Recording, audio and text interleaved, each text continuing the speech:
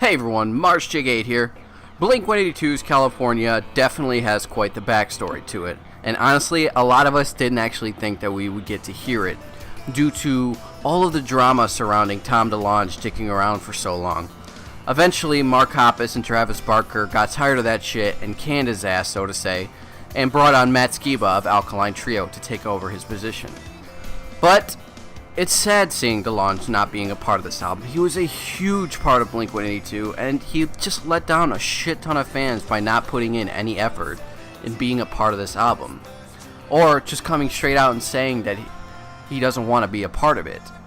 I see a lot of people in the comments sections for the new songs and stuff like that saying that this isn't a real Blink-182, or that they didn't enjoy it as much as they used to because he wasn't a part of this album.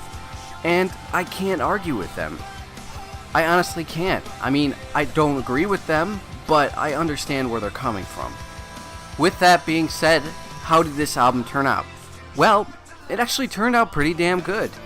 This album does a great job of capturing that upbeat, funny, silly, catchy, and occasionally serious pop-punk feel that Blink-182 has been known for years. Its title track, Cynical, is a perfect example of that, with the band recapturing their old sound. Bored to Death, No Future, Teenage Satellites, and California all have those fun take off your pants and jackets feeling to it, with the great melodies and fun lyrics. She's Out of Her Mind had this rock show feel to it, and The Only Thing That Matters felt like it could have called Enema of the State home. There's even some Delonge-ish spacey vocals thrown in here and there.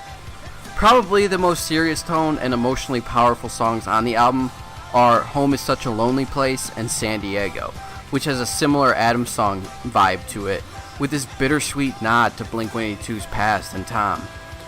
We also get to see that immature and jokey Blink-182 again, with tracks like Built This Pool and Bohemian Rhapsody. Those were hilarious. I also have to give props to Matt Skiba, because it's not easy coming in as a new vocalist of a band that has parted ways with a very well-known and established vocalist. But Matt Skiba does a pretty good job. I was worried a little bit that the songs might come across feeling a little too Alkaline Trio-ish, but that ultimately wasn't the case. I do have to say, though, that I wasn't really a fan of how similar his vocal tone is to Mark Hoppus. Hopefully, if he continues on with Blink-182, they find a way to balance that out. Like, there were a number of parts throughout the album where I had trouble telling whether he was singing or Mark was singing. This is a great throwback album. It definitely has that nod to their older sound, while it also maintains that more modern feel to it. I feel like the fans that enjoy Take Off Your Pants and Jacket and Enema of the State, and are willing to look past the missing Tom Delonge vocals, are going to love this album. I feel like the fans who want to hear more of that Tom Delonge vocals and more of his progressive tone found in Neighborhoods and Dog Eating Dogs will still find some enjoyment on this album, but not as much as the other fans will. And that's simply because, I understand that Delonge was a huge part of Blink-182. So, for my final score of this album, I'm giving Blink-182's a 7 out of 10. As always, please remember that I am but one guy on the internet with the mighty powers of a computer, a YouTube channel, and a passion for music, and that your opinions may differ from mine. If you agree or disagree, please feel free to share below in the comments. If you enjoyed your time here and want to leave a courtesy like before you go, you are always more than welcome to do that, and it will be greatly appreciated. Also, if you want to see more reviews or just want to join the team, go ahead and hit the subscribe button.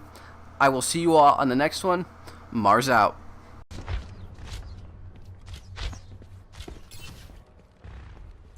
The enemy is here.